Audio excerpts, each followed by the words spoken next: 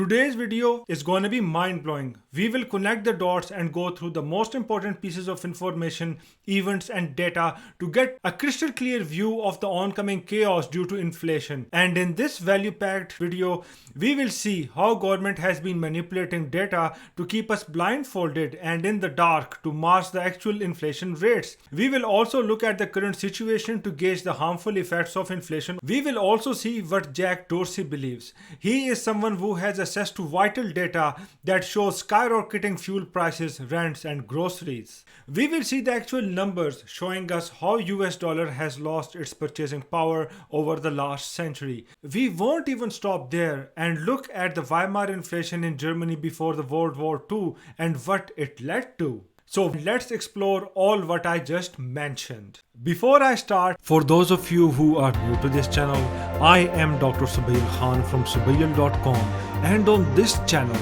my endeavor is to help you in making your money work harder, smarter, and in long term.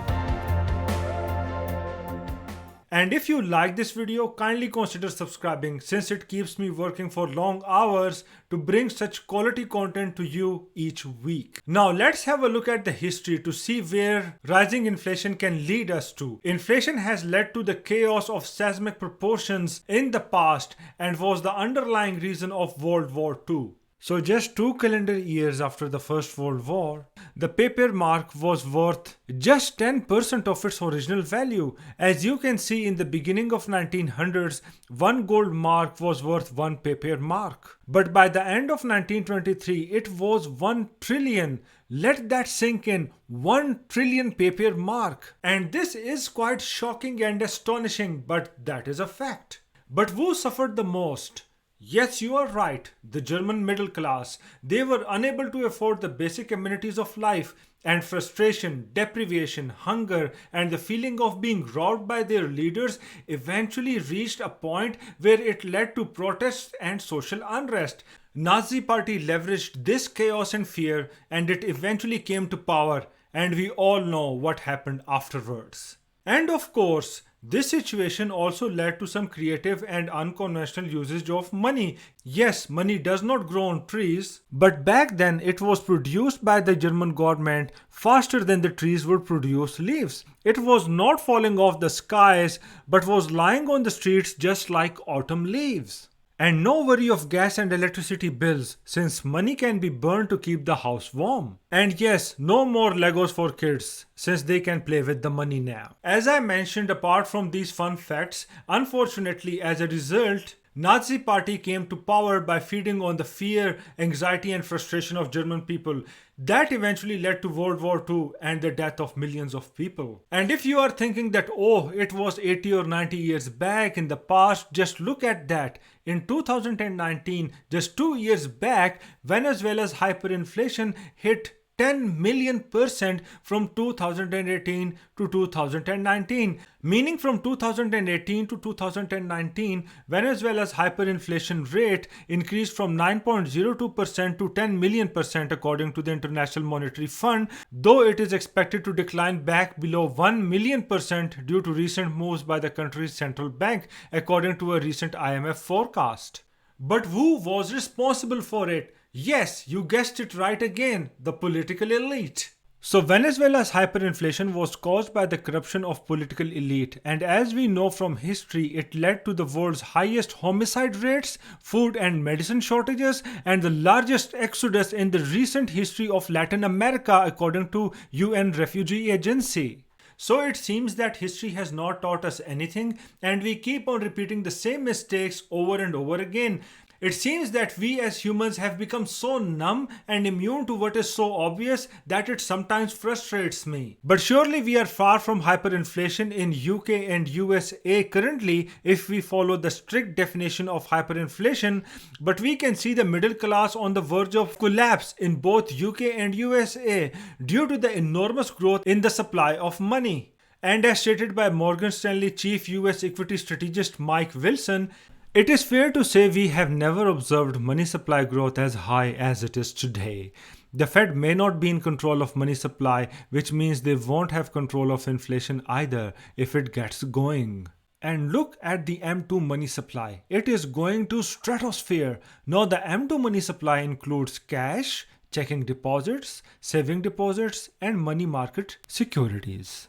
And it is a vital piece of information because economists and investors tend to watch changes to the M2 supply as an indicator of the total money supply and future inflation. The year-over-year percent change in the M2 supply is no north of 23%. To put that in perspective, year-over-year growth in the M2 money supply has never exceeded 15% until 2020 according to Fed records dating back to 1981. And the M2 money supply is normally characterized by slow, steady growth, but it has grown by 20% from 15.33 trillion at the end of 2019 to 18.3 trillion at the end of July 2020, meaning in just around 7 months, which is insane. And yes, of course, we are seeing the effects of it permeating into the economy and the livelihood of people. We are already seeing more unrest in the society, more homeless people, and the things are becoming more and more difficult for the middle class.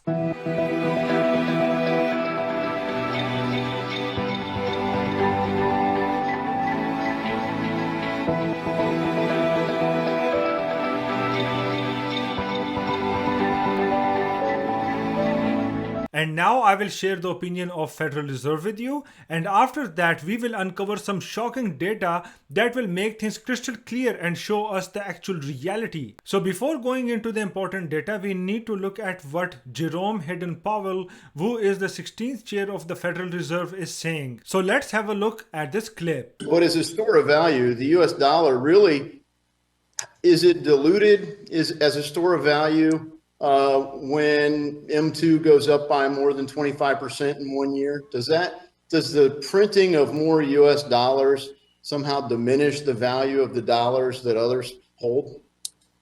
You know, there was a time when monetary aggregates were important determinants of inflation, and that has not been the case for a long time.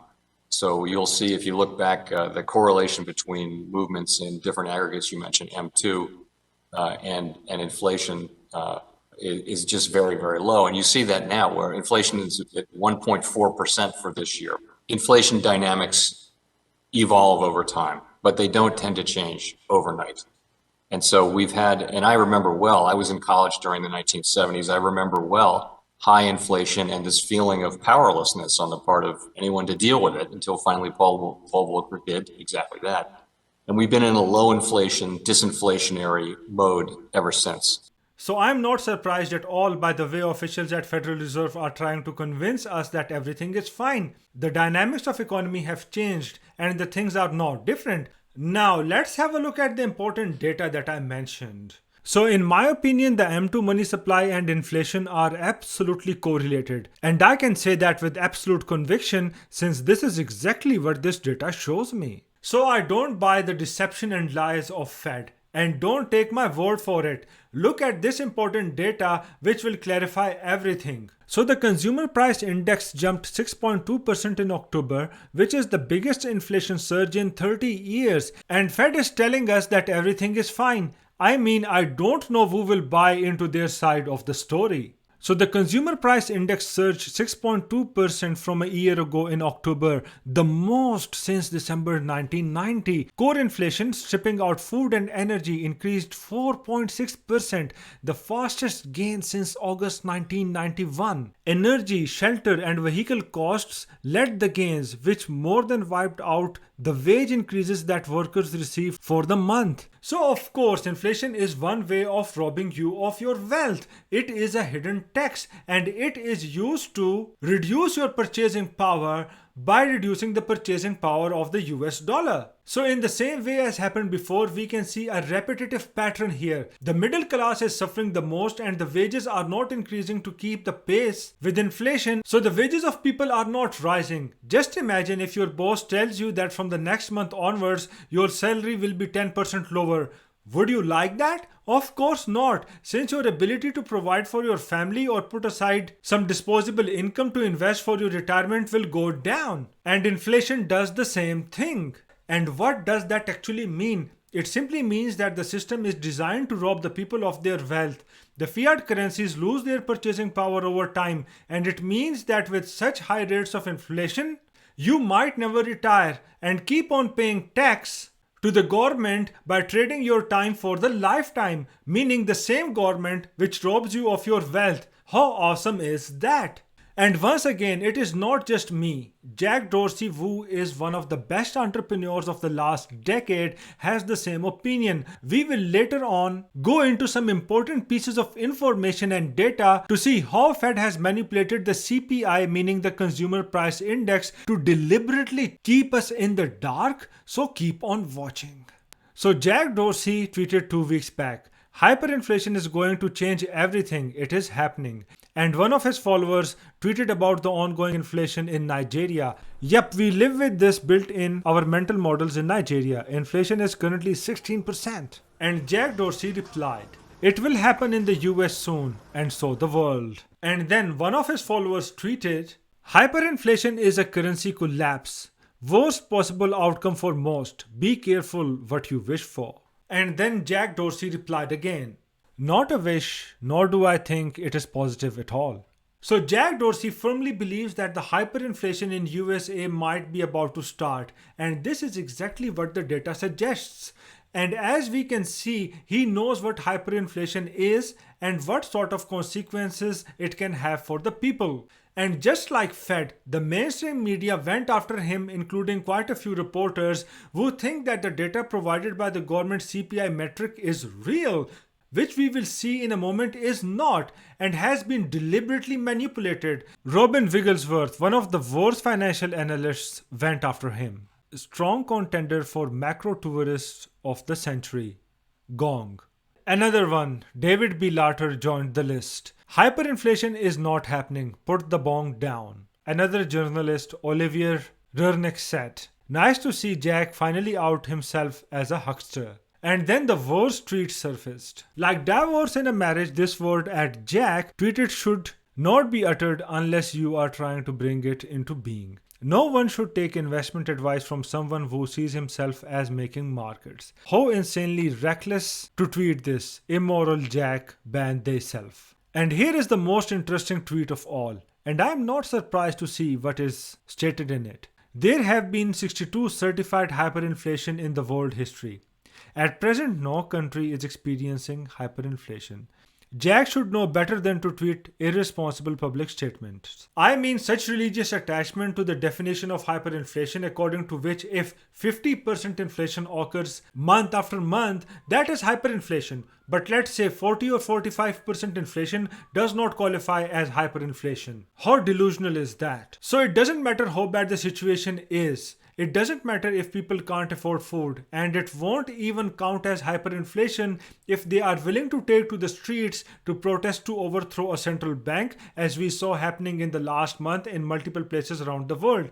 So nothing counts as hyperinflation, since the definition of hyperinflation hard-coded in the brain of Steve Hanke is not satisfied, which demands that during hyperinflation we must see 50% month-over-month inflation. So I don't bother myself with the delusional criteria set by academics to gauge hyperinflation based on a random number that popped up in their brains. I think even a few percent of inflation each month is bad, and a 10% month-over-month inflation means we are in a very chaotic situation already. And let's look at some important data which will clarify the things further. So looking at the total M2 money supply, we can see that the M2 money supply has been going through the roof since 2010 with no end in sight. We will show you the facts first, and after that we will see how Fed has been deliberately manipulating the data by changing the definition of CPI or Consumer Price Index over time to keep us in the dark. So let's go ahead. So first, if someone still doesn't agree with me, here is how the purchasing power of US dollar has dropped over time. Just look at that. In 1913, $1 US will buy you 30 Hershey's chocolate bars, and now it can only buy one McDonald's coffee. And for the comparison, one Hershey's chocolate bar now costs more than $1 US per bar. The price is in Great British pounds, but after conversion to US dollars, we clearly see that US dollar has lost around 30 times its value.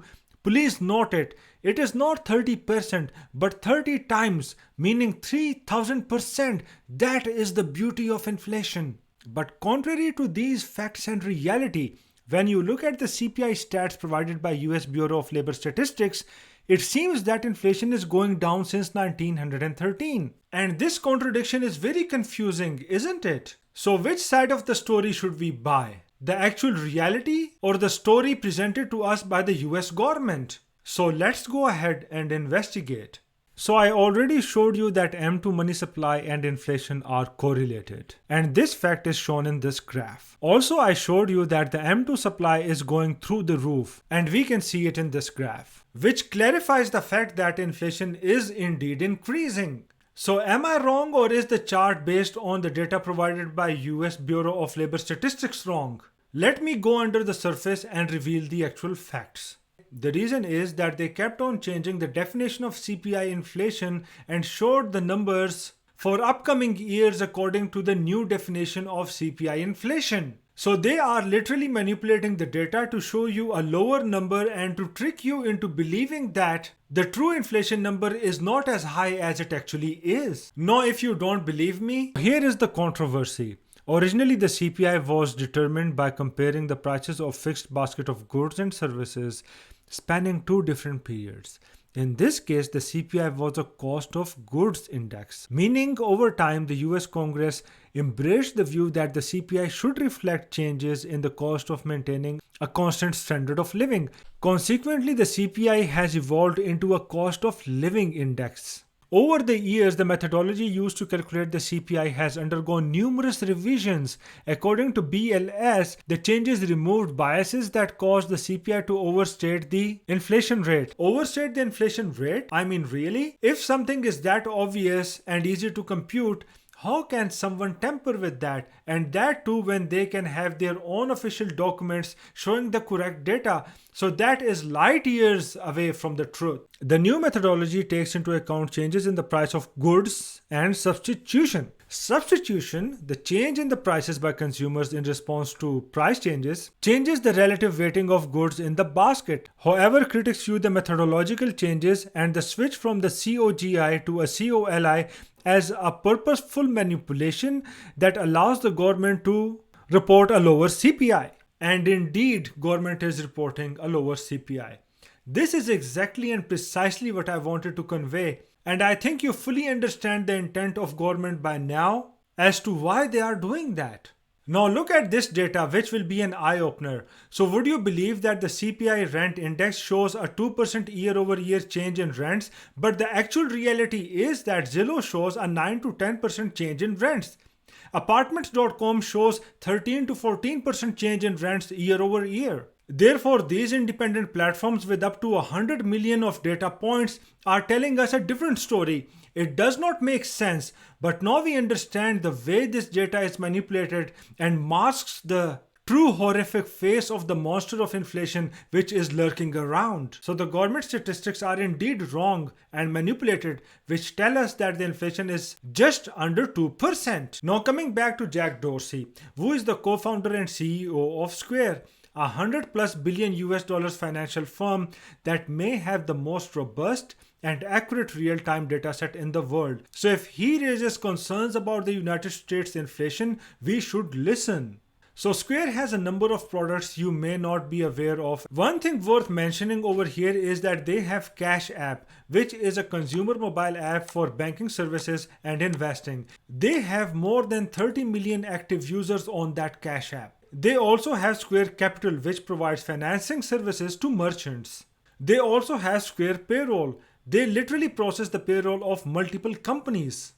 And they recently acquired Afterpay, which is now taking them to the buy now pay later game with over 100,000 merchants in various countries. So if Jack Dorsey says something, he bases it on the actual data available to him. This is the absolute, purest, current and precise information which you can get. I can say it with absolute conviction that Jack Dorsey is right about inflation, since as I mentioned before, they have over 30 million active users on the Cash App and about 7 million people use the Cash Card. It is a debit card where they can see the purchase data of the users. They can see the difference between the prices today and an year back and see how much they have increased. So if the CEO of a company who has access to this specific data set is telling us that there are higher level of inflation than what the official numbers are telling us, we must pay attention. So instead of trying to dunk on him or saying that he is simply a macro tourist of the century, maybe we should listen. Therefore, the journalists and people who went after him and started to criticize him by having a religious belief that the CPI metric is real should listen to him. We already saw that the CPI metric is manipulated. In the end, here is the conclusion that I can draw. If inflation keeps on increasing at this rate, we are going to see the wealth gap increasing, and this will lead to more social unrest, and many people are going to live in their cars and won't be able to make the ends meet, as we saw in the case of Venezuela, in the case of Lebanon, and in the case of Weimar inflation. Thank you very much, ladies and gentlemen. I hope that you liked the content in this video. If this video has given you value, please consider subscribing because we bring you such content each week. Thank you, ladies and gentlemen, for your time, and I will see you in the next video. Bye.